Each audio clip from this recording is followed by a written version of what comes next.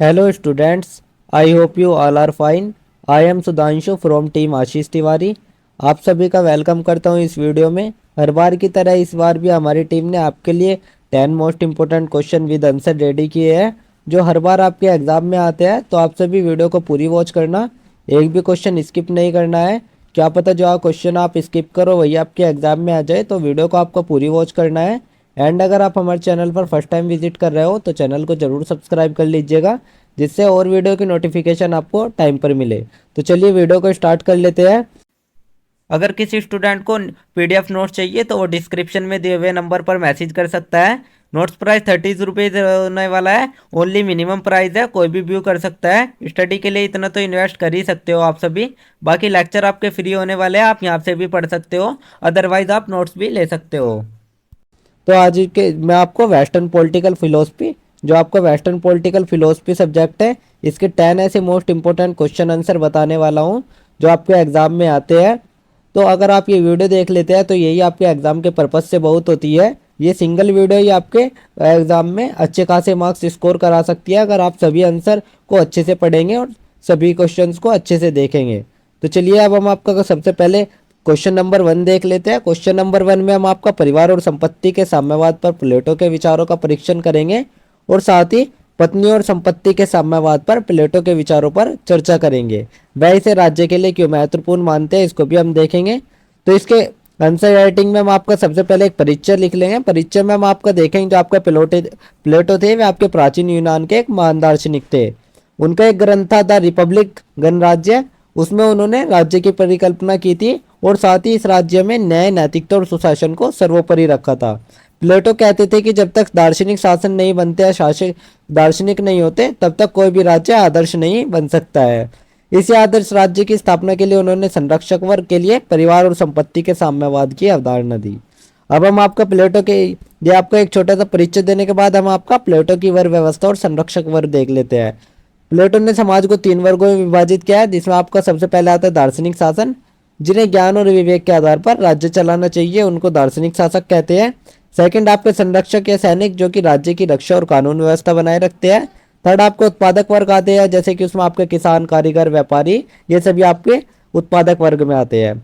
फिर हम आपका परिवार और संपत्ति का साम्यवाद केवल शासक और संरक्षक वर्ग के लिए नहीं था, क्योंकि प्लेटो कहते थे कि निजी स्वार्थ राज्य के कार्यों में बाधा बनता है। तो ये हमने आपका प्लेटो की व्यवस्था और संरक्षक वर्ग देख लिया। अब हम आपका संपत्ति का साम्यवाद देख लेते हैं।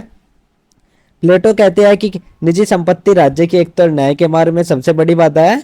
जब व्यक्ति के पास कोई निजी धन संपत्ति होती है तो वह उसे सुरक्षित रखने के लिए व्यक्तिगत स्वार्थों में लिप्त हो जाता है। इसलिए जो प्लेटो थे वे कहते हैं कि संरक्षक वर्ग के पास कोई निजी धन नहीं होगा, वे सामान्य वेशभूषा पहनेंगे, सामान्य भोजन करेंगे और सार्वजनिक स्थानों पर एक साथ रहेंगे।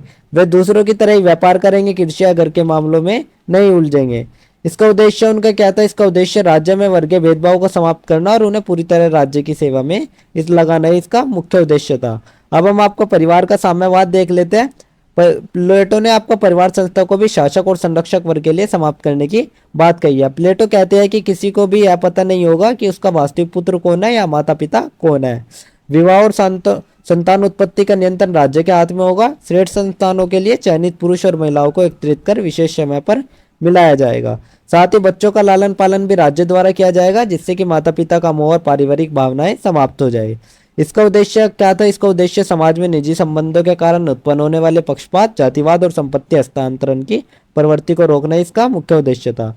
अब हम आपका प्लेटो का उद्देश्य और तर्क देख लेते हैं, जिसमें प्लेटो कहते हैं कि शासक और संरक्षक वर्ग को केवल राज्य के कल्याण के लिए कार्य करना चाहिए, न कि अपने स्वार्थ के लिए। इसलिए जब तक उनके पास कोई निजी स्वार्थ नहीं होगा वे निष्पक्ष निर्णय लेंगे। जब तक वे किसी को अपना नहीं कहेंगे तब तक वे सबको राज्य का मानेंगे। थर्ड इससे राज्य में आपका एकता, सामंजस्य और न्याय की स्थापना संभव हो पाएगी। तो अब हम आपकी इसकी कुछ आलोचना भी कर लेते हैं। प्लेटो की जो आपकी विचारधारा, इस पर कई विद्वानों ने आलोचना की है। तो आलोचना में हम आपका देखें, मानव स्वभाव के विरुद्ध परिवार और संपत्ति का मोह मानवीय स्वभाव का हिस्सा है, इसे पूरी तरह खत्म करना असंभव है। सेकंड आपका व्यक्तित्व विकास में बाधा, जो कि परिवार बच्चों के चरित्र और सामाजिक मूल्य के विकास का आधार होता है, इसे समाप्त करने देने से भावनात्मक रिक्तता उत्पन्न होगी। फिर आपका आता है राज्य की अत्यधिक शक्ति, जो कि प्लेटो ने राज्य को बहुत अधिक अधिकार दिए हैं, इससे व्यक्तिगत स्वतंत्रता का दमन होता है। संरक्षक वर्ग की नाराजगी, जिसमें उनका सबसे कठिन कार्य दिए गया है लेकिन कोई व्यक्तिगत सुख सुविधा नहीं दी गई है। तो ये आपकी एक आलोचना भी देख ली। आलोचना लिखने के बाद आप एक छोटा सा निष्कर्ष लिख देंगे। निष्कर्ष में आप लिखेंगे कि जो प्लेटो के द्वारा परिवार और संपत्ति के साम्यवाद का विचार है वो आपकी एक तरह की आदर्शवादी सोच है, जिसका उद्देश्य समाज में समानता, न्याय और निस्वार्थ सेवा को बढ़ावा देना था। जो आपका ये विचार है ये आज के यथार्थवादी समाज में पूरी तरह संभव नहीं है। इसके बावजूद भी हमें इससे शिक्षा मिलती है कि शासकों और अधिकारियों को अपने निजी स्वार्थ से ऊपर उठकर समाज की सेवा करनी चाहिए। प्लेटो कहते हैं कि जब राज्य में निजी हितों की जगह सामूहिक हित को प्राथमिकता दी जाएगी तभी एक न्यायपूर्ण और समृद्ध समाज की स्थापना संभव होती है। तो एक छोटा सा निष्कर्ष लिखने के बाद आपका question number answer number 1 complete हो जाएगा। देन हम आपका क्वेश्चन नंबर 2 देख लेते हैं। इसमें हम आपका धर्म और राजनीति पर मैकियावेली का क्या दृष्टिकोण था उसको देख लेते हैं। मैकियावेली शासन कला को किस प्रकार समझते हैं, क्या उनकी समझ उनके पहले की राजनीतिक दर्शन की पश्चिमी परंपरा से पृथक थी। तो परिचय में हम आपको उत्तर में हम आपका सबसे पहले एक परिचय लिख लेंगे। परिचय में हम आपका लिखेंगे जो आपके निकोलो मैकियावेली जी थे वे पुनर्जागरण युग के एक महान राजनीतिक चिंतक थे। वे आपके इटली के फ्लोरेंस नगर से आते थे और उनकी सबसे प्रमुख पुस्तक थी द प्रिंस। प्रसिद्ध की रीति उनकी सबसे प्रमुख द प्रिंस थी, जिसमें उन्होंने एक शासक को सत्ता प्राप्त करने, बनाए रखने और उसे दृढ़ता से संचालित करने के व्यावहारिक उपाय सुझाए थे। मैकियावेली की सबसे बड़ी विशेषता यही थी कि उन्होंने राजनीति को नैतिकता, धर्म और आदर्शों से अलग रखा और एक स्वतंत्र यथार्थवादी क्षेत्र के रूप में प्रस्तुत किया। अब हम आपका धर्म और राजनीति पर मैकियावेली का दृष्टिकोण देख लेते हैं। मैकियावेली कहते थे कि राजनीति का धर्म से कोई लेना देना नहीं होना चाहिए। उनके अनुसार धर्म का उपयोग केवल सामाजिक व्यवस्था बनाए रखने के लिए किया जाना चाहिए, न कि राजनीतिक सत्ता में बाधा बनने के लिए। जिसका आपका क्या पार्ट आता है, धर्म एक सामाजिक उपकरण है। मैकियावेली धर्म को जनता का अनुशासित और नियंत्रित करने के एक साधन के रूप में देखते हैं। मैकियावेली कहते हैं कि धार्मिक विश्वास आम जनता को नैतिक और संतुलित जीवन जीने में मदद करता है, लेकिन शासक के लिए कोई केवल राजनीतिक उपकरण होना चाहिए। क्या आपका चर्च की आलोचना, मैकियावेली ने पोप और चर्च को इटली की राजनीतिक एकता में सबसे बड़ी बाधा माना। उन्होंने कहा कि चर्च केवल अपने हितों में धर्म का उपयोग करता है और राजनीति में हस्तक्षेप कर राज्य को कमजोर बनाता है। क्या आपका आता है धर्म का यथार्थवादी प्रयोग। शासक कहता है कि धर्म का प्रयोग जनता को प्रेरित करने और उनकी आस्था बनाए रखने के लिए करें, परंतु जो स्वयं है उसको धार्मिक निर्णयों से बांधने की आवश्यकता नहीं होती है। मैकियावेली के अनुसार शासक को ऐसा दिखना चाहिए कि वह धार्मिक है, लेकिन जब जरूरत हो तो वह व्यवहारिक निर्णय ले सके। इसमें आप एक छोटे से निष्कर्ष के रूप में लिख सकते हैं, मैकियावेली धर्म को नैतिक और आध्यात्मिक दृष्टिकोण से तो देखता ही है, साथ साथ राजनीतिक साधन के रूप में भी देखता है। धर्म का उपयोग शासन की सत्ता को मजबूत करने के लिए होना चाहिए, न कि उसे सीमित करने के लिए। सेकंड आपका आता है शासन कला पर मैकियावेली का दृष्टिकोण। तो जो मैकियावेली की राजनीतिक दृष्टि थी वो बहुत ही यथार्थवादी और व्यवहारिक थी। उन्होंने शासन को एक कला के रूप में माना, जिससे कि नैतिकता से अधिक रणनीति, शक्ति और चतुराई की आवश्यकता होती है। तो इसमें क्या आपका आता है, राजनीति और नैतिकता अलग अलग है। मैकियावेली कहते थे कि शासक को हमेशा नैतिक नहीं होना चाहिए, बल्कि उसे वह करना चाहिए जो राज्य के हित में हो, भले ही वह नैतिक दृष्टि से गलत हो। इसका प्रसिद्ध कथन है, अंत भले के लिए साधन कोई भी हो सकता है। यानी अगर उद्देश्य आपका राज्य को सुरक्षित करना है तो रास्ता कैसा भी हो सकता है। क्या में हम आपका देखते हैं शेर और लोमड़ी की नीति। उन्होंने कहा है कि सफल शासक को शेर की तरह शक्तिशाली और लोमड़ी की तरह चतुर होना चाहिए। शेर जो आपका शत्रुओं से लड़ने के लिए शक्ति का प्रतीक है, लोमड़ी जो धोखे से बचने और चालाकी से संकट टालने की क्षमता रखती है। यह आपका आता है डर और प्रेम में चयन। मैकियावेली ने कहा है कि शासक को जनता से प्रेम करना चाहिए, लेकिन यदि चुनाव करना हो तो डर को प्राथमिकता देनी चाहिए, क्योंकि डर ज्यादा स्थायी होता है। क्या आपका आता है नैतिकता की परवाह किए बिना निर्णय लेना। मैकियावेली कहते हैं कि राजनीतिक निर्णय लेते समय नैतिकता बाधा नहीं आनी चाहिए। जनता को दिखाने के लिए शासक को नैतिक और धार्मिक दिखाना चाहिए, लेकिन अंदर से उसे व्यवहारिक रहना चाहिए। थर्ड आपका आता है क्या मैकियावेली की विचारधारा पश्चिमी परंपरा से भिन्न थी। तो हाँ, यह आपका बिल्कुल सही बात है। जो आपकी मैकियावेली की विचारधारा थी वो राजनीतिक संबंध सोच परंपरागत पश्चिमी राजनीतिक दर्शन से पूरी तरह से अलग थी। तो इनमें हम आपको पूरी तरीके से किस प्रकार से लगती है उसको देख लेते हैं, जिसमें आपका सबसे पहले प्लेटो और अरस्तु जैसे विचारक आ गए। ये विचारक कहते थे कि राजनीति का नैतिकता, न्याय और सद्गुणों से जोड़ा जाए, और उनका आदर्श राज्य की कल्पना की थी जहाँ शासक दार्शनिकों और राज्य धर्म और नैतिकता के आधार पर चले। फिर आपका आता है मैकियावेली। मैकियावेली कहते थे कि उन्होंने आदर्श राज्य के बजाय वास्तविक राज्य को समझने पर बल दिया। उनके अनुसार शासक को जनता को नियंत्रित करने, संकट से निपटने और सत्ता बनाए रखने के लिए हर संभव उपाय अपनाने चाहिए। इसलिए जो मैकियावेली की विचारधारा है वो आधुनिक राजनीतिक यथार्थवाद का जनक उसको कहा जाता है। उन्होंने राजनीतिक चिंतन को धर्म और नैतिकता से मुक्त किया और एक नवीन व्यावहारिक दिशा प्रदान की। यह सभी लिखने के बाद आप एक छोटा सा निष्कर्ष लिख दें। निष्कर्ष में आप लिखेंगे, मैकावले का जो दृष्टिकोण है वो धर्म और राजनीति दोनों को लेकर व्यवहारिक, यथार्थवादी और रणनीतिक था। उन्होंने राजनीति को स्वतंत्र क्षेत्र मानते हुए धर्म को जनता के नियंत्रण का एक साधन माना और साथ ही शासन को चतुराई, शक्ति और रणनीति की कला के रूप में प्रस्तुत किया। उनकी जो विचारधारा थी वो राजनीति की पारंपरिक भाषा को बदल कर रख दिया था उसने, और आधुनिक राजनीतिक विज्ञान की रखी। तो एक छोटा सा निष्कर्ष लिखने के बाद आपका आंसर नंबर 2 भी कंप्लीट हो जाएगा। देन हम आपका क्वेश्चन नंबर 3 देखेंगे, जिसमें हम आपको रूसो द्वारा समझी गई असमानता की उत्पत्ति को स्पष्ट करेंगे और साथ ही सभ्यता का गठन असमानता को कम करने के बजाय क्यों बढ़ाता है। फिर हम आपका रूसो के सामान्य वसीयत के विचार पर चर्चा करेंगे, जिसके आंसर में आपका सबसे पहले एक छोटा सा परिचय लिखते हैं। परिचय में हम आपका लिखते हैं जोक जाक रूसो, जो कि आपके 18वीं शताब्दी के प्रसिद्ध फ्रांसीसी चिंतक और सामाजिक दार्शनिक थे। उनकी एक रचना थी discourse on the origin of inequality, असमानता की उत्पत्ति पर विमर्श, और एक रचना थी उनकी द सोशल कॉन्टैक्ट, सामाजिक अनुबंध। इन दोनों रचनाओं ने आधुनिक राजनीतिक विचारधारा को गहराई से प्रभावित किया, और साथ ही जो रूसो की सोच का केंद्र बिंदु था वो यही था कि मनुष्य प्राकृतिक रूप से स्वतंत्र और समान है, लेकिन सभ्यता और संस्कृति संपत्ति की अवधारणा ने उसे बंधनों में डाल दिया है। तो सबसे पहले हम आपको रूसो द्वारा समझी गई असमानता की उत्पत्ति देख लेते हैं, जिसमें आपका सबसे पहले प्राकृतिक स्थिति में मानव जीवन आ जाता है। रूसो कहते हैं कि प्रारंभिक अवस्था में मनुष्य प्राकृतिक स्थिति में था, जहाँ वह स्वतंत्र, सरल, शांत और आत्मनिर्भर था। उस समय कोई भी निजी संपत्ति, सरकार या सामाजिक संस्था नहीं थी, क्योंकि असमानता का कोई भी आधार ही नहीं था। सेकंड आपका आता है संपत्ति की अवधारणा का उदय। असमानता की जो असली शुरुआत थी वो उस समय हुई जब किसी ने कहा यह जमीन मेरी है और दूसरों ने उसे स्वीकार कर लिया। निजी संपत्ति की स्थापना ने स्वामित्व, लालच, प्रतिस्पर्धा और वर्ग विभाजन को जन्म दिया। फिर हम आपका देख लेते हैं नैतिक और राजनीतिक असमानता। रूसो दो प्रकार की असमानता बताते हैं। एक आपकी प्राकृतिक असमानता, जिसमें आपका जो आपकी असमानता होती है जन्मजात होती है। सेकंड आपका नैतिक राजनीतिक असमानता, ये आपका समाज द्वारा बनाई जाती है। अब हम आपके संस्थाओं की भूमिका देख लेते हैं। समाज, सरकार और कानून समर्थकों को और शक्तिशाली बनाते हैं और कमजोरों को दबाते हैं। इसलिए रूसो कहते कि सभ्यता असमानता को कम करने के लिए कम नहीं करती है, बल्कि और गहराती है। अब हम आपका सभ्यता असमानता को क्यों बढ़ाती है उसको देख लेते हैं, जिसमें आपका सबसे पहला आता है निजी संपत्ति का संस्थानीकरण। जैसे जैसे आपका समाज आगे बढ़ेगा वैसे वैसे लोगों ने जमीन और संसाधनों पर अधिकार जमाना शुरू किया। इन अधिकारों को सरकार और कानूनों द्वारा वैध बनाया गया, जिससे कि संपत्ति विनों को संरक्षण और गरीबों को वंचना मिली। क्या फिर आपका आता है सत्ता और शासन की केंद्रीकरण, जिसमें जो आपकी सत्ता थी वो धीरे धीरे कुछ हाथों में केंद्रित हो गई, जिससे कि आपका लोकतंत्र का विनाश हो गया और सामाजिक विभाजन और उत्पीड़न बढ़ा।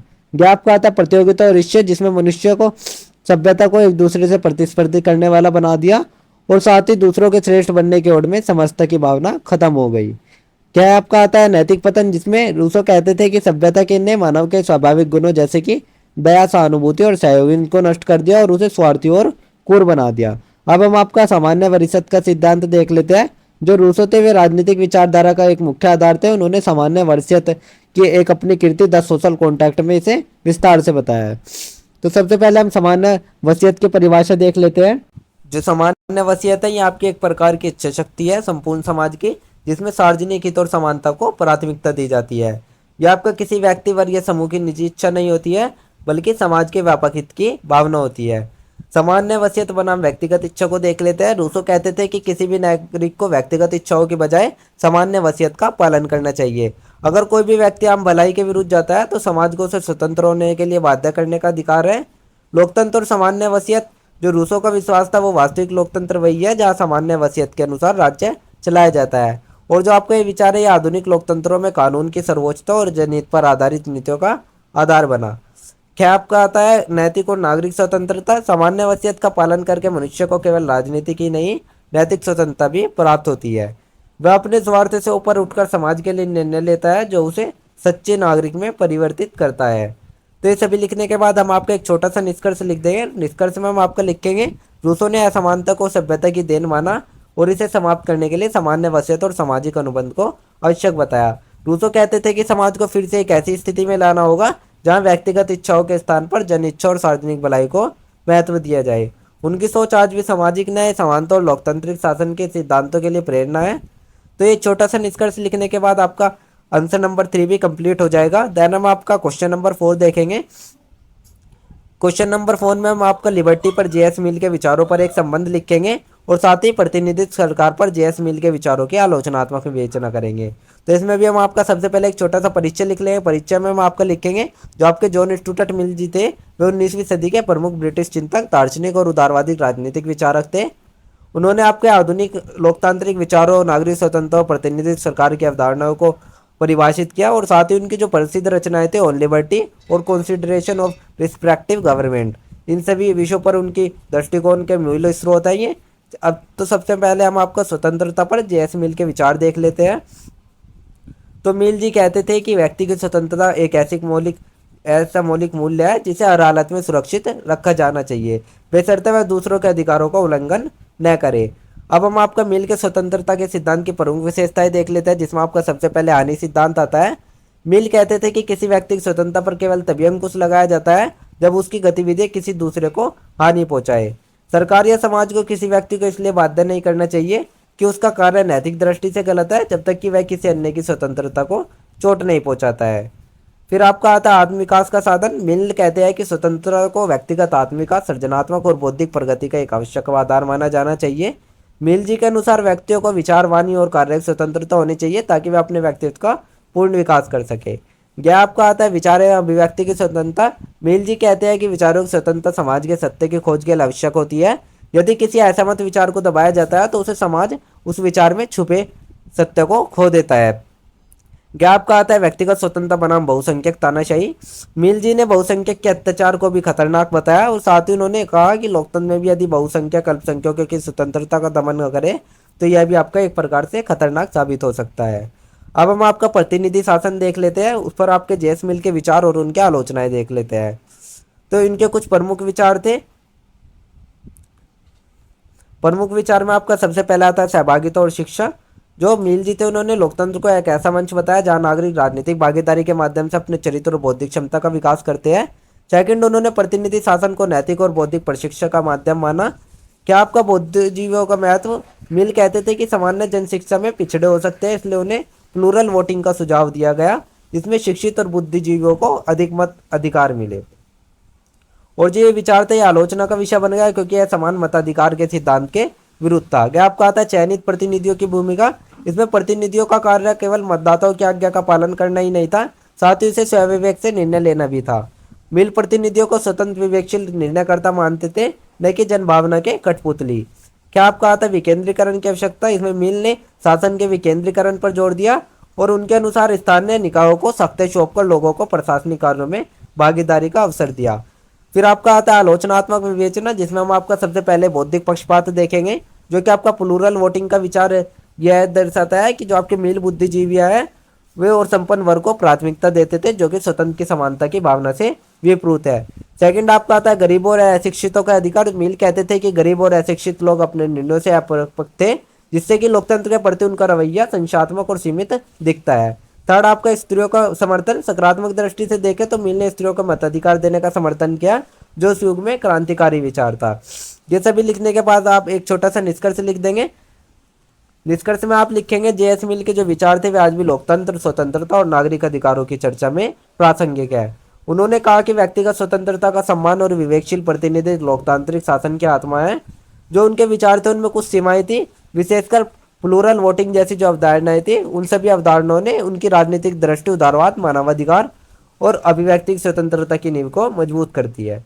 तो ये एक छोटा सा निष्कर्ष लिखने के बाद आपका आंसर नंबर 4 भी कंप्लीट हो जाएगा। देन हम आपका आंसर नंबर 5 देख लेते हैं। आंसर नंबर 5 में हम आपका प्लेटो के न्याय के सिद्धांत की विवेचना करेंगे और साथ ही प्लेटो के गणराज्य में चर्चा के अनुसार न्याय के विचार का विश्लेषण करेंगे।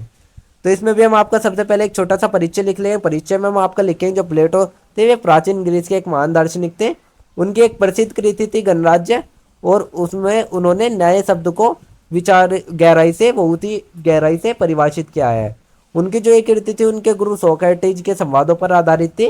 प्लेटो ने न्याय को केवल विधिक या राजनीतिक संस्था ही नहीं बोला, बल्कि एक नैतिक आदर्श के रूप में भी उसको बताया, जो कि व्यक्तिगत और सामाजिक दोनों स्तरों पर संतुलन और सद्भाव को दर्शाता है। अब हम आपका प्लेटो के न्याय के सिद्धांत की प्रमुख विशेषताएं देख लेते हैं, जिसमें आपका सबसे पहले न्याय का नैतिक और कार्यात्मक दृष्टिकोण आता है। प्लेटो कहते हैं कि न्याय का अर्थ अपने कार्यों में रहना और दूसरों के कार्यों में हस्तक्षेप न करना होता है। समाज में प्रत्येक पर श्रमिक, सैनिक, शासक का एक विशिष्ट कार्य होता है। जब आपका प्रत्येक वर्ग अपने निर्धारित कार्यों को पूरी निष्ठा से निभाता है और एक दूसरे के कार्यों में हस्तक्षेप नहीं करता है, तभी आपका समाज में न्याय होता है। सेकंड, आपका आत्मा में न्याय। प्लेटो ने आत्मा को 3 भागों में बांटा, जिसमें आपका सबसे पहला आता है इच्छा, जो कि आपकी भौतिक आवश्यकताओं को दर्शाती है। सेकंड, आपका भावना या साहस, जो कि इच्छा शक्ति और गौरव होती है।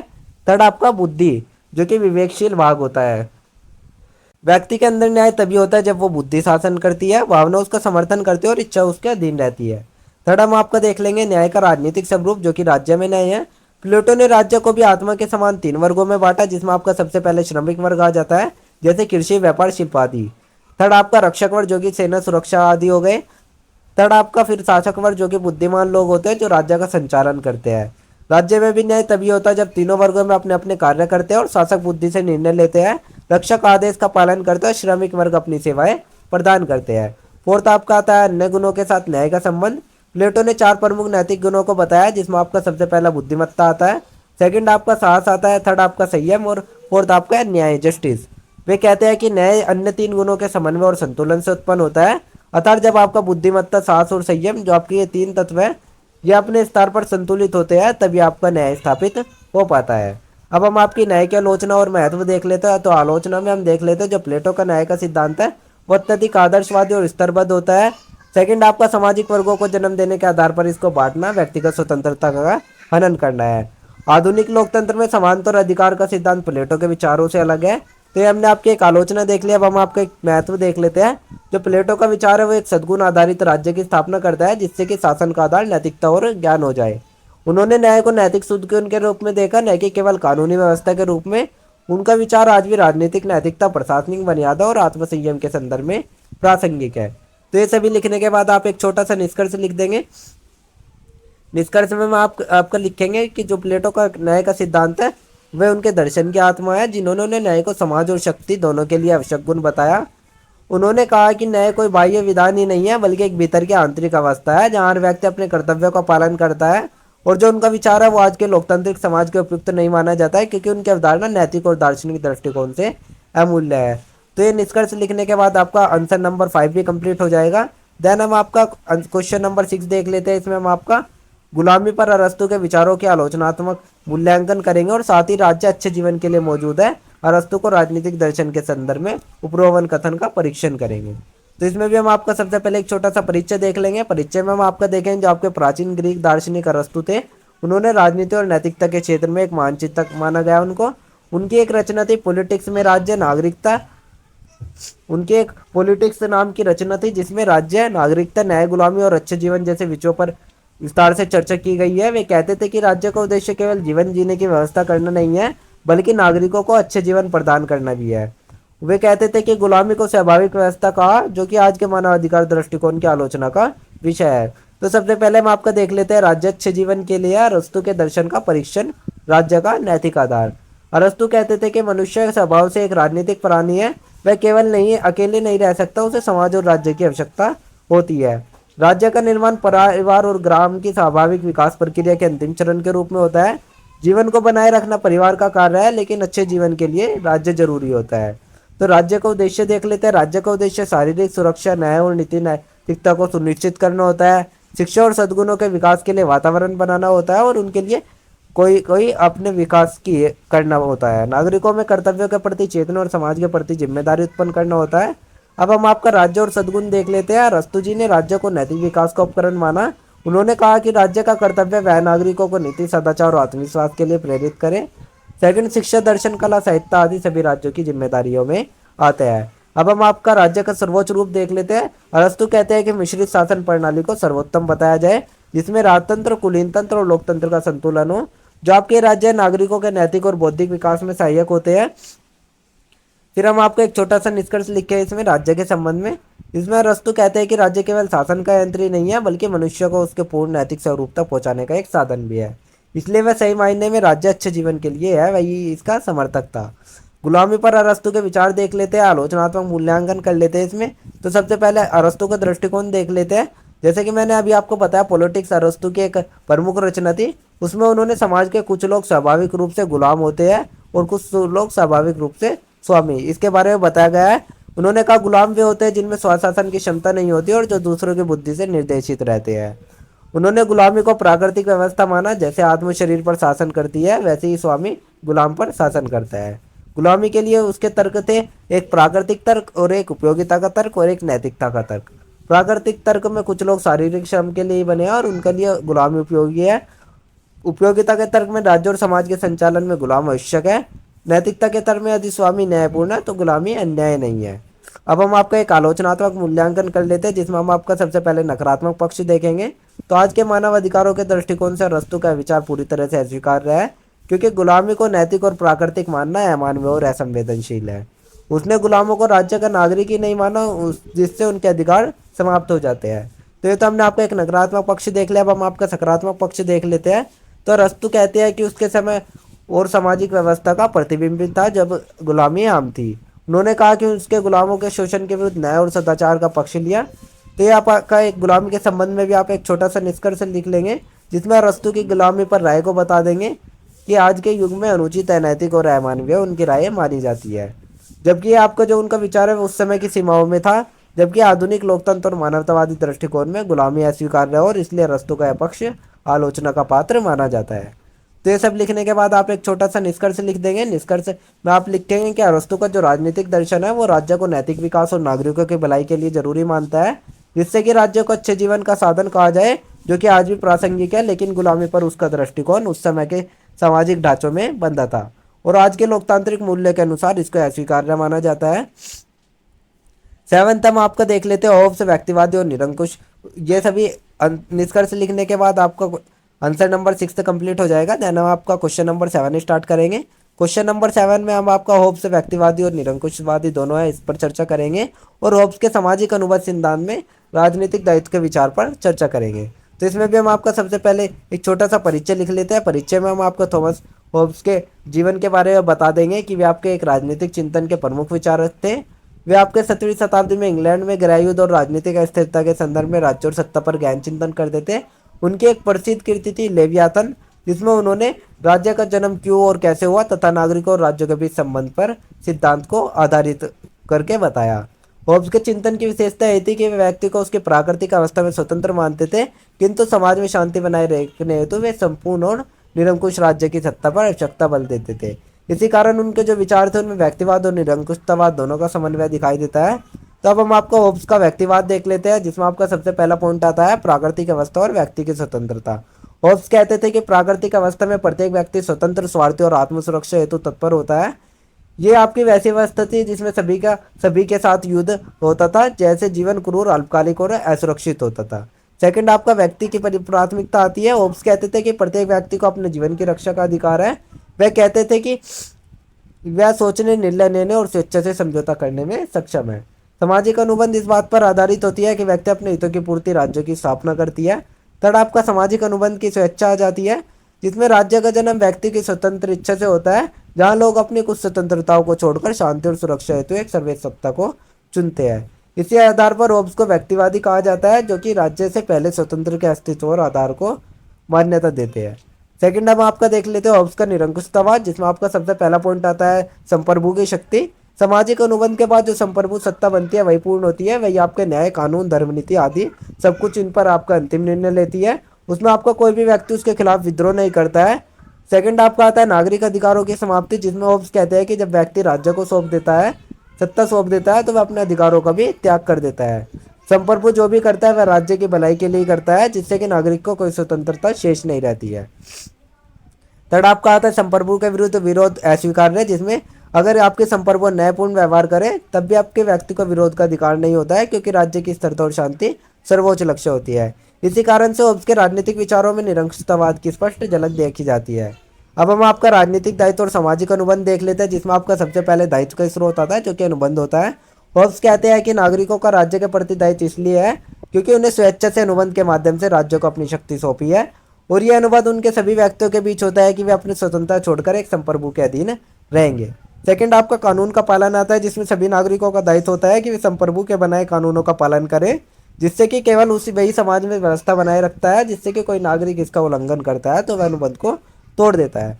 थर्ड आपका दायित्व और सुरक्षा का संबंध आता है, जिसमें राजनीतिक दायित्व का मूल आधार यह होता है कि नागरिक राज्य से सुरक्षा, शांति और न्याय की अपेक्षा करते हैं और बदले में वे उसकी आज्ञा का भी पालन करते हैं। यदि जो व्यक्ति होता है वह आपके दायित्व न निभाए तो उसे अराजक स्थिति में लौट जाना चाहिए जिसे वह छोड़ चुका है। तो ये सभी लिखने के बाद आप एक छोटा सा निष्कर्ष लिख दें। निष्कर्ष में आप लिखें जो आपका थॉमस होब्स का राजनीतिक दर्शन है वो दो विरोधाभासी धाराओं के साथ समेटे हुए है, एक व्यक्तिवाद और दूसरा निरंकुशतावाद। वह व्यक्ति की स्वायत्ता और सुरक्षा को प्राथमिकता देकर व्यक्तिवाद माने जाते हैं और साथ ही शांति और व्यवस्था बनाए रखने के लिए संप्रभु को असीम शक्ति देकर वह निरंकुश राज्य की स्थापना की वकालत करते हैं। तो इसी तरीके से आप एक छोटा सा निष्कर्ष लिख के आपको ये आंसर नंबर 7 भी कंप्लीट हो जाएगा। देन हम आपका क्वेश्चन नंबर 8 स्टार्ट कर लेते हैं। क्वेश्चन नंबर 8 में हम आपका सामाजिक अनुबंध के रूसों के सिद्धांत को सामने लाए और इसकी तुलना होब्स और लोगों से करें। साथ ही रूसों का सामान्य इच्छा का सिद्धांत होब्स की शीशवीन लोवायथन है स्पष्ट कीजिए। तो इसमें भी हम आपका सबसे पहले एक छोटा सा परिचय लिख लेंगे। परिचय में हम आपका लिखेंगे जो आपका सामाजिक अनुबंध सिद्धांत है वो यूरोप की राजनीतिक सोच में एक प्रकार की क्रांतिकारी विचारधारा रही है। इस सिद्धांत में राज्य और समाज का गठन व्यक्तियों के बीच किए गए समझौतों के माध्यम से होता है। थॉमस होब्स, जॉन लोके और जॉर्ज जेक रूसे जो कि इस सिद्धांत के प्रमुख विचारक थे, उन्होंने तीनों ने ही सामाजिक अनुबंध की व्याख्या भिन्न भिन्न तरीकों से की, पर लक्ष्य उनका यही था कि व्यक्ति कैसे संगठित राज्य व्यवस्था में आता है और स्वतंत्रता के साथ शांति कैसे सुनिश्चित करता है। तो ये परिचय लिखने के बाद हम आपका रूसों का सामाजिक अनुबंध का सिद्धांत देख लेते हैं, जिसमें आपके रूसों की जो प्रसिद्ध कृति है द सोशल कॉन्ट्रैक्ट 1762, उसमें उन्होंने man in born free but everywhere he is an chains के रूप में बताया। उन्होंने कहा कि मनुष्य जन्म से स्वतंत्र है पर समाज में वह बंधनों से जुड़ा हुआ है। इसलिए सामाजिक अनुबंध का जो उद्देश्य होता है वो व्यक्ति की स्वतंत्रता की रक्षा करते हुए राज्य की सत्ता स्थापित करना होता है। तो इसके भी हम आपको कुछ मुख्य बिंदु देख लेते हैं, जिसमें आपका सबसे पहले प्राकृतिक अवस्था आती है। रूसो कहते हैं कि प्रारंभिक मनुष्य शांत, स्वतंत्र और आत्मनिर्भर था, लेकिन संपत्ति के जन्म से असमानता शुरू हो गई और संघर्ष उत्पन्न हो गया।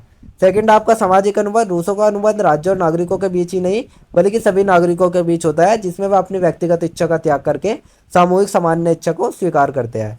थर्ड आपका सामान्य इच्छा आती है, जिसमें संप्रभु वह शक्ति होती है जो जनता की सामूहिक भलाई को दर्शाती है, जिससे कि सामान्य इच्छा में नागरिक भागीदार होता है, इसलिए वह आत्मशासन की भावना देता है। फोर्थ आपका स्वतंत्रता का संरक्षण, जिसमें रूसों के अनुसार व्यक्ति केवल तभी तक ही स्वतंत्र होता है जब उस कानून का पालन करता है जिसे उसने खुद बनाया हो। तो अब हम आपको होब्स, लोके और रूसों की तुलना कर लेते हैं। तो इनमें आपका सबसे पहले हम आपका तत्व देखेंगे। प्राकृतिक अवस्था में होब्स कहते हैं अराजक, सभी का सभी से युद्ध। लोके कहते हैं शांत लेकिन असुरक्षित। रूसो कहते हैं शांत और नैतिक संपत्ति से बिगड़ी। फिर आपका मनुष्य की प्रकृति में देख लेते हैं। इसमें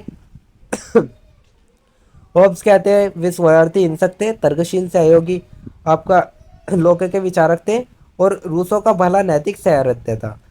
थर्ड तत्व आता आपका अनुबंध किससे होता है। होब्स कहते थे व्यक्ति, व्यक्ति से संप्रभु। लोके कहते हैं व्यक्ति, व्यक्ति से सरकार, और रूसो कहते हैं व्यक्ति, व्यक्ति से जनता आपस में अनुबंध करती है। फिर हम आपका राज्य का स्वरूप देख लेते हैं, जिसमें आपको होब्स कहते हैं निरंकुश राजतंत्र, लोके कहते हैं सीमित संवैधानिक सरकार, और रूसो कहते हैं प्रत्यक्ष जनतंत्र। फिर आपका स्वतंत्रता आता है, जिसमें होब्स कहते हैं राज्य से पहले स्वतंत्र लेकिन राज्य में समाप्त। लोके कहते हैं राज्य में स्वतंत्रता संरक्षित। रूसो कहते हैं राज्य के अंदर भी स्वतंत्रता बरकरार होनी चाहिए।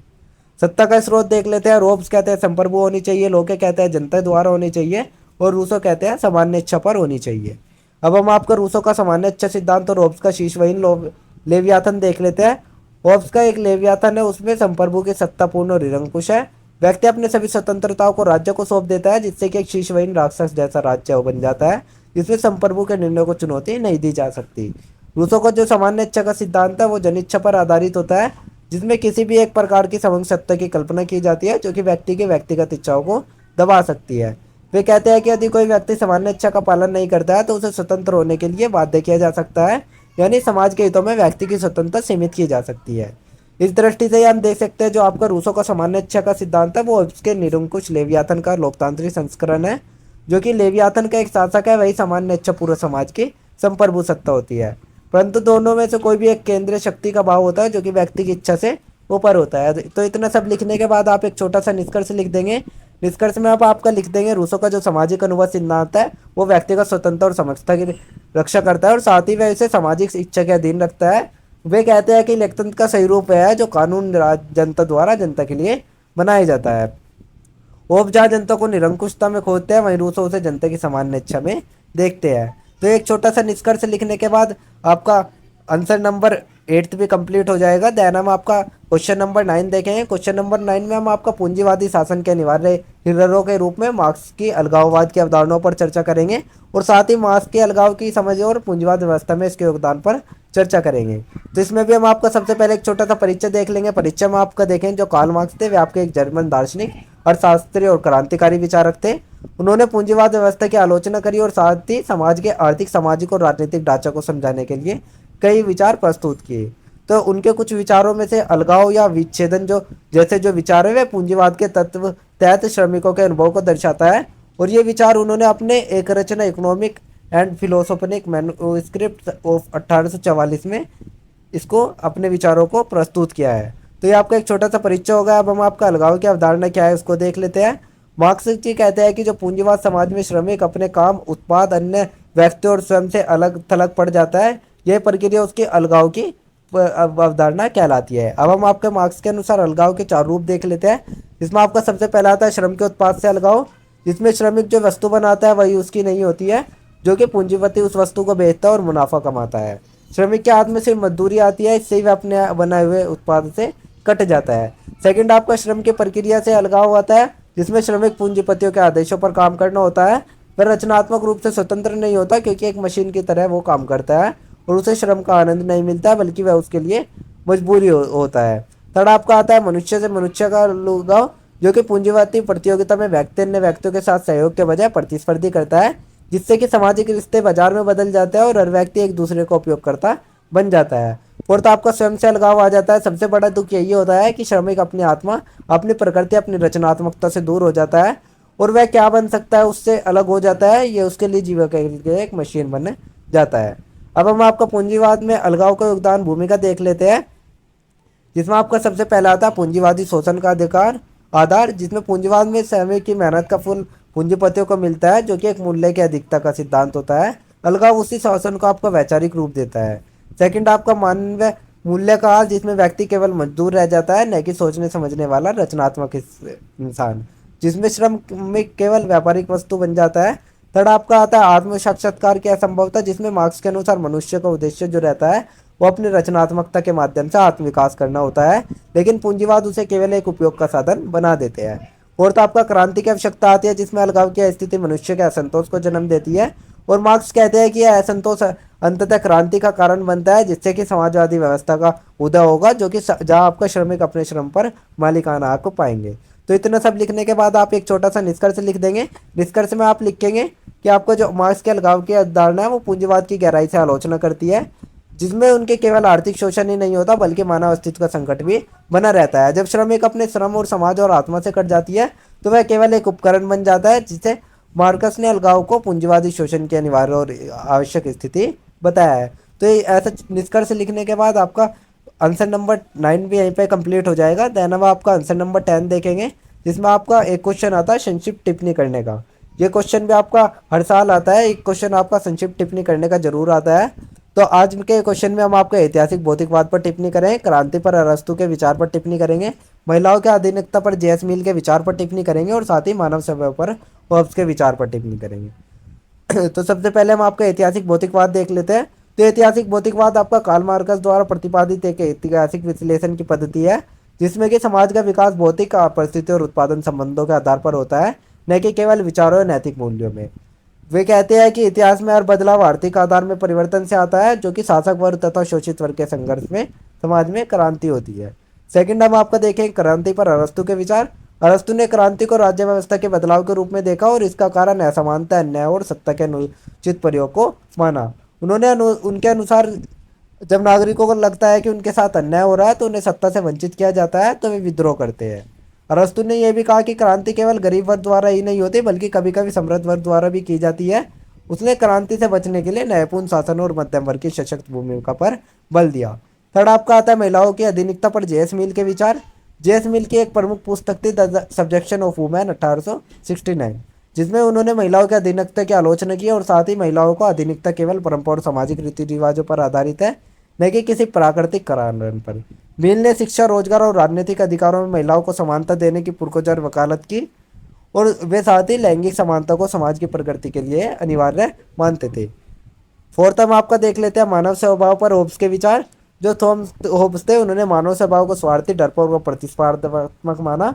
उनकी दृष्टि में प्राकृतिक अवस्था में मनुष्य का भक्षक होता है, जहाँ कोई लोग कानून या नैतिकता नहीं होती। इसलिए उन्होंने कहा कि मनुष्य अपने सुरक्षा और शांति के लिए एक सामाजिक अनुबंध रखता है, जो कि एक सशक्त राज्य की स्थापना होती है, जिसमें होब्स के अनुसार मनुष्य के मूल प्रवृत्ति आत्म सुरक्षा और शक्ति प्राप्ति है। तो ये हमने आपका क्वेश्चन नंबर 10 भी कंप्लीट कर लिया, उसका आंसर भी बता दिया। तो ये आपके 10 मोस्ट इंपोर्टेंट क्वेश्चन आंसर हो गए जो आपके एग्जाम में आते ही आते हैं। अगर आप ये वीडियो देख लेते हो तो यही वीडियो आपके एग्जाम के पर्पज से बहुत होती है। इसमें से आपको आपके सभी आंसर मिल जाएंगे, सभी टॉपिक से मिल जाएंगे। यहीं पर मैं आपको बताना चाहूँगा, अगर आप कोई भी टॉपिक आपको नहीं आ रहा है एग्जाम में, तो आपको जो भी मिलता जुलता टॉपिक होगा आप उसको ही अपने आंसर में लिख दीजिएगा, क्योंकि आपको कोई भी आंसर नहीं छोड़ना है, आपको सभी आंसर करने हैं, चाहे आपको उसको अपने वर्ड्स में ही क्यों ना लिखना पड़े। तो ये मैंने आपको 10 ऐसे मोस्ट इंपॉर्टेंट क्वेश्चन आंसर बता दिए जो कि आपके आंसर में एग्जाम में आएंगे ही आएंगे। और अगर आपको ये नोट्स चाहिए तो मैं डिस्क्रिप्शन में आपको एक मोबाइल नंबर दूंगा, उस पर आप कॉन्टैक्ट कर ले। नोट्स का प्राइस आपका 30 रुपीज़ होगा, ये आपका मिनिमम प्राइस है। कोई भी व्यू कर सकता है, स्टडी के लिए इतना तो इन्वेस्ट कर ही सकते हो। बाकी लेक्चर फ्री आप यहाँ से भी पढ़ सकते हो। अगर किसी को नोट्स लेने होंगे तो आप जो डिस्क्रिप्शन में आपको नंबर दिया जाएगा उस नंबर पे आप कॉन्टैक्ट कर लें। अदरवाइज़ आप वीडियो लेक्चर भी देख सकते हो। आप एक बार वीडियो लेक्चर देख लीजिएगा और एक बार नोट्स रीड कर लीजिएगा, आपको पूरा टॉपिक्स पूरा सब्जेक्ट कंप्लीट कवर हो जाएगा। तो यही आपके एग्ज़ाम के पर्पज़ से बहुत होगा। तो हमारी टीम आप सभी के लिए इतना वो मेहनत करती है, इतना सपोर्ट करती है, तो आपका भी फ़र्ज़ बनता है कि आप हमारी वीडियो पर प्यार दिखाइएगा और अपना सपोर्ट बनाए रखिएगा, जिससे कि हम आगे भी आपको अदर सब्जेक्ट के भी इंपॉर्टेंट क्वेश्चन आंसर फाइंड करके दे सके और हमारा सपोर्ट आपके साथ बना रहे और आपका सपोर्ट हमारे साथ बना रहे। तो अगर आपको ये नोट्स चाहिए तो मैंने आपको बता ही दिया है। अदरवाइज़ अगर किसी भी स्टूडेंट को कोई डाउट या क्वेरी है तो आप हमारे कमेंट सेक्शन में इंस्टा पेज पर फॉलो करके पूछ सकते हैं। एंड डेली अपडेट्स के लिए आप सभी हमारा व्हाट्सअप चैनल ज्वाइन कर लीजिए। Thank you, have a good day.